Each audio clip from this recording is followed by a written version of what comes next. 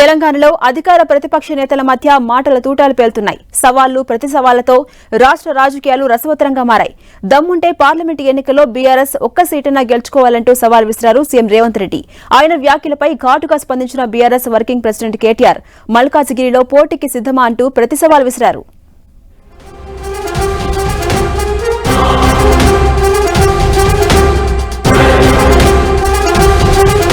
రాష్ట్రంలో పార్లమెంటు ఎన్నికల వేడి రాజుకుంటోంది. కాంగ్రెస్ బీఆర్ఎస్ నేతలు సవాళ్లు ప్రతి సవాళ్లు విసురుకుంటున్నారు. గులాబీ పార్టీని టార్గెట్ చేస్తున్న కాంగ్రెస్ నేతలు మూకుమ్మడిగా విమర్శల దాడి చేస్తున్నారు. అటు అసెంబ్లీ ఎన్నికలకు ముందు హస్తం పార్టీ ఇచ్చిన హామీలపై గులాబీ నేతలు విమర్శలు గుప్పిస్తున్నారు. దీంతో ఇరు పార్టీల నేతల మధ్య మాటల తూటాలు పేలుతున్నాయి.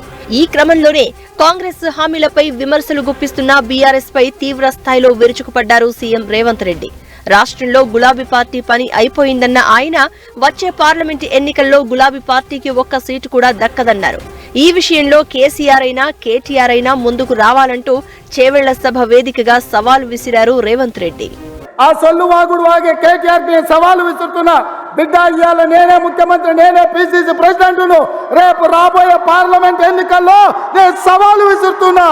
నీ చేతనైతే దమ్ముంటే, నువ్వు మగోడు అయితే ఈ తెలంగాణ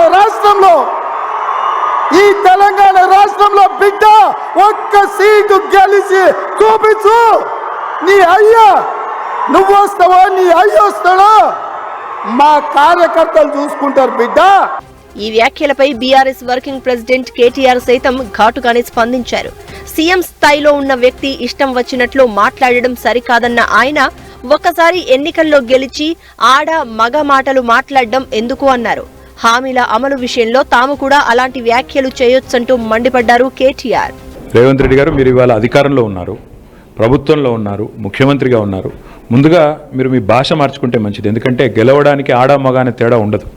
గెలిచేది మగవారైనా గెలవచ్చు, ఆడవారైనా గెలవచ్చు. మరి నేను కూడా అనవచ్చు, మగాడివైతే నువ్వు మరి 2 లక్షల రుణమాఫీ అన్నావు, రుణమాఫీ చేయని నేను కూడా అనవచ్చు.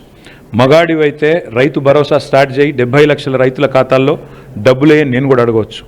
మగాడివైతే మహాలక్ష్మి స్టార్ట్ చేయి, 1,67,00,000 మంది ఆడబిడ్డలు ఉన్నారు, నెలకు 2,500 ఇస్తానన్నావు, స్టార్ట్ చేయని నేను కూడా అడగవచ్చు.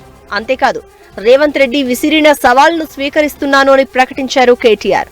రేవంత్ రెడ్డికి దమ్ముంటే సీఎం, ఎమ్మెల్యే పదవులకు రాజీనామాలు చేసి పార్లమెంటు ఎన్నికల్లో పోటీ చేసేందుకు ముందుకు రావాలన్నారు.